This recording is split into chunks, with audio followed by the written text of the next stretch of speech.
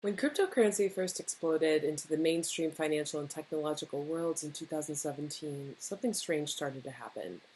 Suddenly, companies who had nothing to do with finance or technology began tacking the word blockchain onto their websites and slogans. In some cases, companies even changed their names. However, it quickly became clear that simply adding the concept of blockchain to a platform wasn't always wise or even useful on a cursory level. As the industry has matured, many of these companies have dropped their extraneous affiliations with blockchain. Another result of the maturation of the blockchain space has been the emergence of a culture of thoughtfulness when it comes to blockchain implementation. As the technology becomes more familiar and more advanced, people have become more aware of its strengths and its shortcomings. Recently, finance magnate spoke to Eddie Lee, president of Pledgecamp, about how his company is working to create a blockchain-based crowdfunding platform that uses a series of financial incentives in an attempt to create a more secure and innovative crowdfunding culture.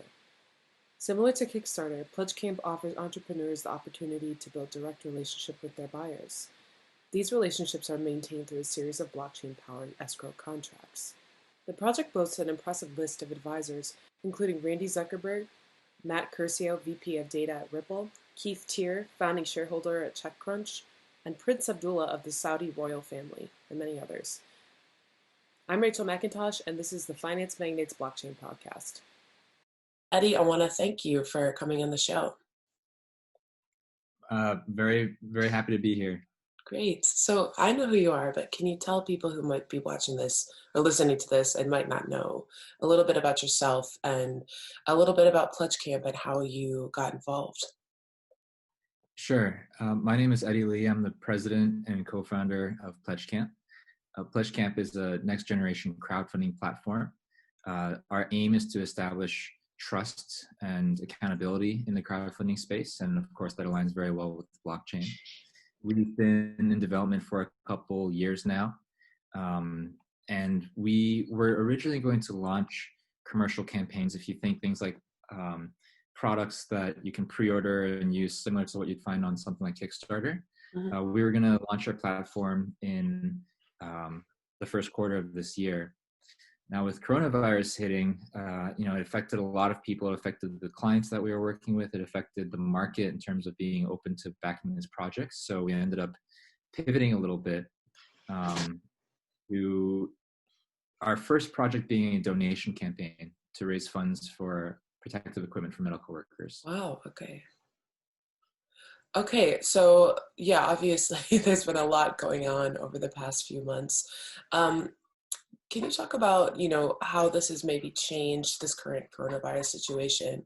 Uh, Wonderful that you had this first project be, something that's so relevant for this current moment. Has this changed the way that Pledgecamp sort of sees itself in the future? Has this changed the company's goals, or has the coronavirus effect on Pledgecamp been more of just, on logistical day-to-day things like how you guys communicate with each other? Yeah, I don't think it's changed our goals. I think it's definitely opened our eyes and maybe hopefully made everyone a little bit more sensitive to kind of, everyone has their own unique situation and everyone has their own difficulties. So we want to be sensitive to that in the way that we, market things and operate in this climate. Mm-hmm. But as far as our philosophy, I mean, crowdfunding has always been about the underdog, right? It's always been about Mm-hmm. these institutions have been failing us. Like as an investor, I don't have a personal network of angels or VCs that I can go to. Maybe I don't live in the coastal cities. Crowdfunding was always this promise of like, let me bring my inventions, my passions directly to the people that it's going to go to anyway. Let them Mm-hmm. support me directly. Let them see who I am. Let me talk with them. Let's have this relationship that's been completely just revolutionized because of the rise of online platforms in 2010, around when crowdfunding started. And so it started with this promise. That's crowdfunding version 1.0, Kickstarter, Indiegogo, those kind of things. But then it quickly devolved into this area where these projects are putting so much effort into their marketing and not the delivery. Mm-hmm. 30% of backers never come back to back a second project on Kickstarter. Something like 75% of projects will delay, and up to 15% will underdeliver or not deliver what they promised. So you have this mission that's really about the people and democratic, but the reality is that people are not being held accountable, and there's not Mm-hmm. good outcomes. So it's not growing and it's not sustainable in that way. Right.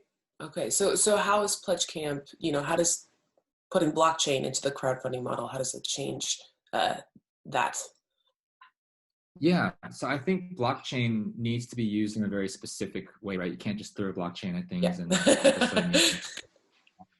So what blockchain does really well is simple financial transactions, Hmm. because it's very clearly defined, I'm sending you this and you're sending me that, or certain conditions where, hey, you and I are entering this contract.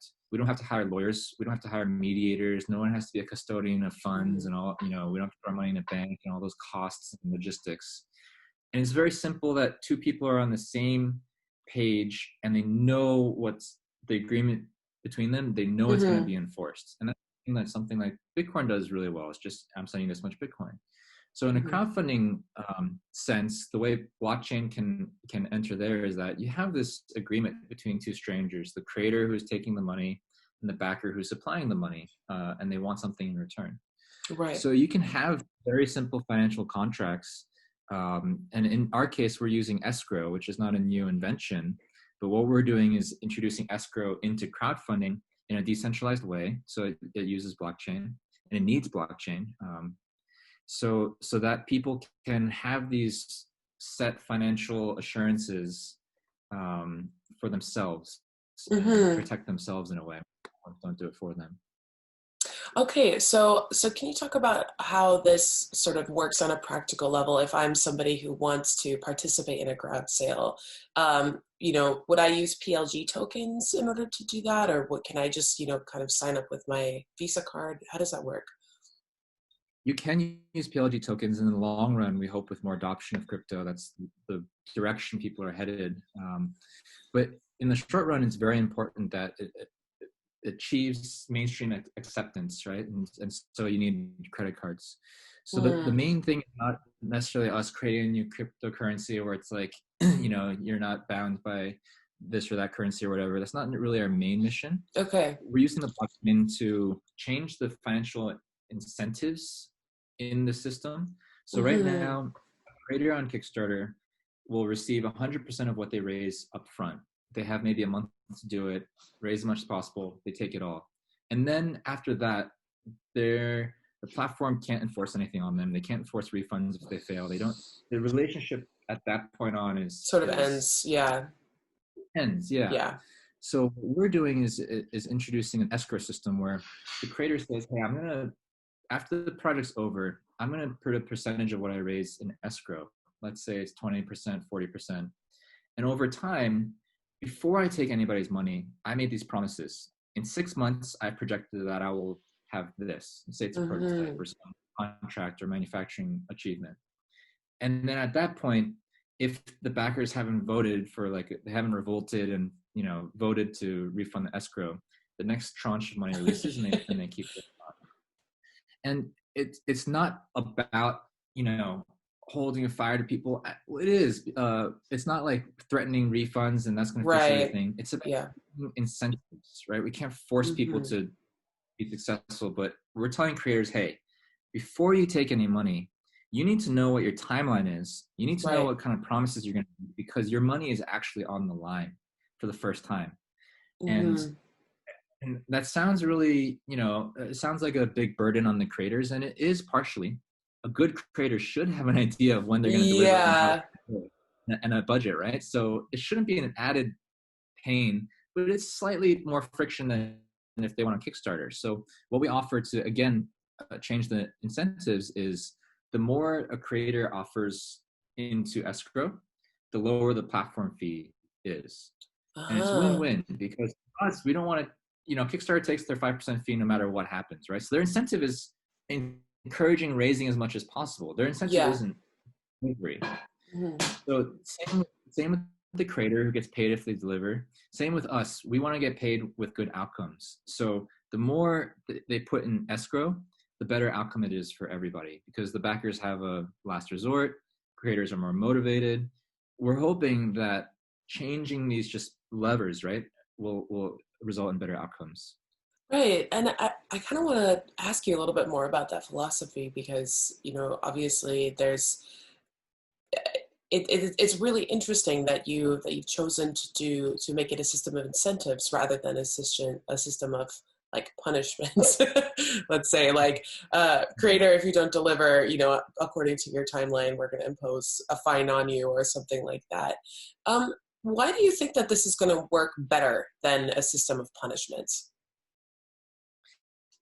Well, it's hard because one of the biggest challenges in blockchain is equating the way blockchain fails is when you try to impose use cases on it where the blockchain needs real world data to operate. And there's Okay. always some connection there, right? So Mm-hmm. when you're saying I'm going to impose a punishment, that's like saying that we are absolutely knowledgeable about this campaign. Right. Maybe it's something we have no idea of. And this is why Kickstarter doesn't have more security because they can't. No platform can be an arbiter of every single project and say, this is Mm-hmm. objectively wrong, this is objectively right. There's always disagreements, people have different opinions. Right. Okay. So instead of us taking on the responsibility as like judge, jury, and executioner, what we don't have any control over this escrow wallet. What happens in the escrow wallet is that, like I mentioned, there's timelines where it's going to start releasing itself to the Yeah. creator. The only way that it doesn't go to the creator on the schedule that's defined is if the backers in that project themselves vote in a majority, Mhm. 51%, that they have lost confidence in the creator. And then at the next tranche, instead of going to the creator, it goes to the backers. Right. And it's not like, we're having a shareholder vote on Saturday, 9 p.m. Everyone's got to be there and like no one's going to show up. And voting is a problem on blockchain too. It's Hmm. more like a status, right? Like a light switch. Am I good to go on this project or am I not good to go? Uh, And when things go wrong, more and more people are going to switch to no. And the creator can also track that in the dashboard. They can see the confidence level of their backers slipping, and that tells them, hey, maybe I should give a better update. Maybe I should have a better plan for how I'm going to mitigate this risk. I'm delayed 1 week, but I have a good plan. I can keep that confidence up. Just because you missed the deadline doesn't mean it's game over. It's all about the backer and the creator relationship, and that's really the most important thing here. yeah, right, exactly. I'm as we're talking about this, I'm thinking about the one and only time that I backed something on Kickstarter and and how the project was, sort of delayed, I think for over a year, the final launch of what ended up being delivered to me. And it did work, to be fair, like it did function, but sort of you're right. Like I feel like you've identified such an important problem, which is that on a platform of any crowdfunding platform, like you identify this really cool product, and you feel sort of inspired by it, and then you back it, and you're so excited, and then like over time, as deadlines are missed and things are delayed, like there's just this sort of like, well, I guess, I threw away $200, like not ever gonna get that back. So And yeah, we're not putting ourselves to say that, oh, here's the perfect system. You're never going to lose your of money. There's course, never going to yeah. be failure. Like failure is a part of entrepreneurship forever. Like it's going to happen, and that's why people like you and me we back projects because we want to be Hmm. part of that journey. But I think this system encourages, even in the face of hardship of the creators, it incentivizes them to be more communicative, Hmm. maintain that relationship. A lot of time creators it's the first time they don't have public relations managed like training that it's their first time making something, Yeah. and sometimes the community management falls by the wayside when they're facing production problems. um, but this really incentivizes them to keep that relationship because I think backers want to create support the creators Hmm. even if there's a delay. They don't necessarily always just want their money back right away, but they don't Right. want to feel like they were abandoned. Yeah, exactly, exactly. So how did the sort of inspiration, the idea for Pledge Camp come? Was it, primarily through interacting with these platforms like Kickstarter and seeing the shortcomings there, or what was the story there? The same team that started Pledgecamp, my co-founders and myself, we started a consumer electronics hardware company about, I guess, 7 years ago now, in 2013, and we funded four of our products through Kickstarter, Mhm. and we've been through the ups and downs and delaying and struggling to deliver. And we saw our peers, we saw the people that we worked with, it was just happening. And we saw also over the years that people were getting more jaded. It was more and more difficult to market our campaigns. Mm-hmm. PR was particularly, sensitive about promoting projects that had extremely high rates of failure. And people weren't coming back and backing, and we saw the decline of activity, even while we believed and saw the power of what it can do. So we originally were creating some software tools and things that would help creators with their timelines, and we're advising on the side. But when blockchain really kind of went through the roof in 2017, we saw that as an opportunity, like, hey, instead of just putting these little band-aids on the problems of Kickstarter, here's an opportunity to really solve it from the root. And it, is an ambitious goal, and we starting to go for it and give it our best shot. Okay, so does Pledgecamp have its own blockchain, or is it operating on Ethereum or another blockchain? It's operating on Ethereum. On Ethereum, okay. Are there any plans to develop its own blockchain, or are you going to stick with Ethereum? The only reason to do so would be to mitigate the risk that Ethereum crashes and burns. But then again, if we try to make it's not our core competency, that'd be even a greater risk. So again, it's not about the coin itself. It's more about the structures that blockchain and the trust that it can provide. Right. So you mentioned that the sort of the launch of the platform has been delayed slightly. When is the launch going to happen? Is there a new timeline for that? We have projects that have been on board for several months now. Okay.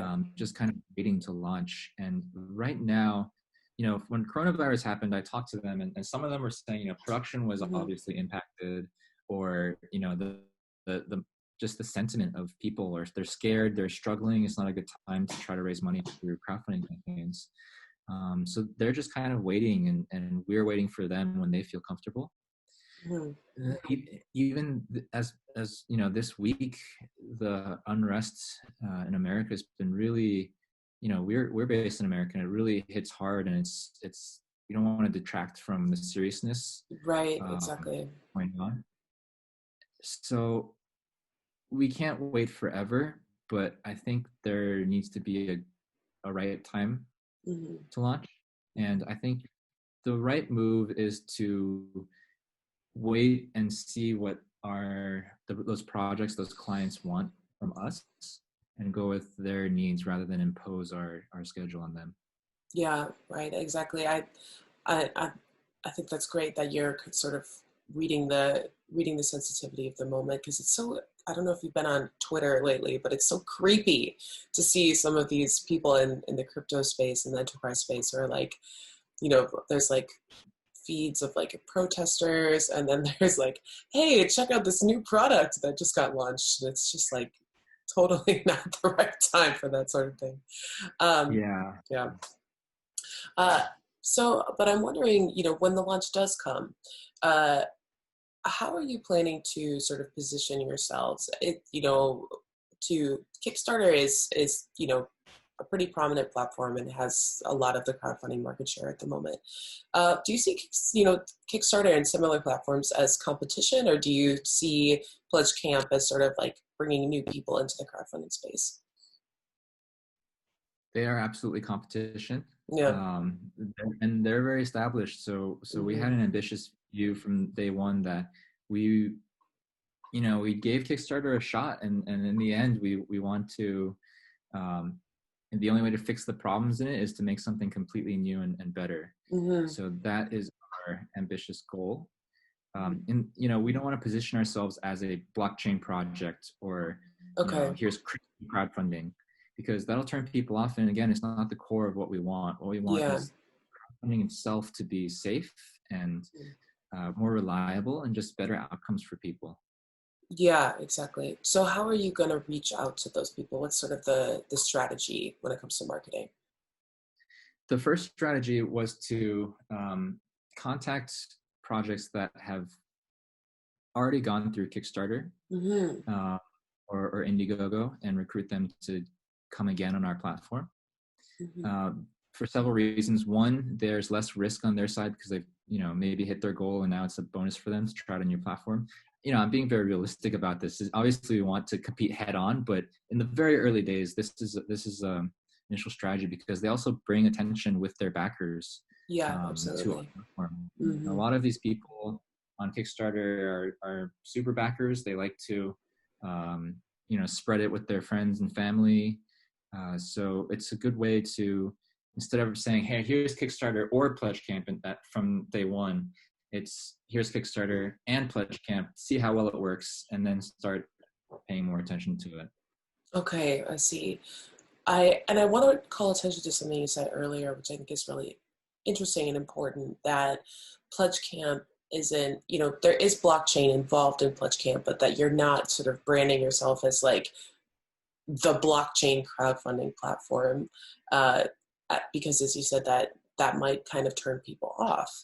Um, was that always sort of the attitude towards blockchain? That it was an important part of the platform, but not like, you're not going to like wave a blockchain flag like every time that you walk down the street or anything like that. Um, was that always sort of the attitude? And also, do you think that sort of more generally, this is a strategy that companies should use if they're using blockchain? Maybe blockchain is still a little bit too alienating for the average person. What do you think? That's a great question. I think there's a balance because the blockchain community is very passionate, as I'm sure you know. Mm-hmm. And when things are, a lot of people believe in the power of blockchain to fundamentally change a lot of the tools and services that we use. So when we are such a tool or service using blockchain, we don't want to hide it. We also want to say, hey guys, you're right. This is, get behind this. This is blockchain in an actual real world application that you can start to get behind. Mm-hmm. So we're not hiding that, and we want to celebrate that. But we are also conscious of the fact that blockchain is a tool and a means of an end. Mm-hmm. Obviously, there's at the end of the day, it's always about people, right? And what are you providing to people? What value are you providing? And you're not providing blockchain to people. You're providing, hey, you're not going to lose your money, or you don't have to feel afraid of the stranger on the internet. Yeah, exactly. Those kind of more core needs. So it's a balancing act. But I Mm-hmm. think now when we're starting to get into, mainstream launch and compete directly with Kickstarter, we need to go with the more or less blockchain kind of banner. Gotcha. So I want to thank you so much for your time, Eddie. It's been so interesting to talk to you, and I wish you all the best of luck with this project. Before we go, can you tell, do you have any announcements to share? Can you tell our listeners where they can find out more about Pledgecamp? Yeah, our website is pledgecamp.com. Mm-hmm. We are hoping to launch our first commercial projects as early as July, and we'll be watching. But you can subscribe on our website to get notified when projects launch. I can say that the first few projects will be just kind of fun consumer goods. There's some games, there's textiles, there's some tech products, design products. It'll be fun. So if you're tired of Kickstarter, I would encourage giving us a go. Okay. Thank you so much for your time, Eddie. Stay safe out there. You too. Thank you.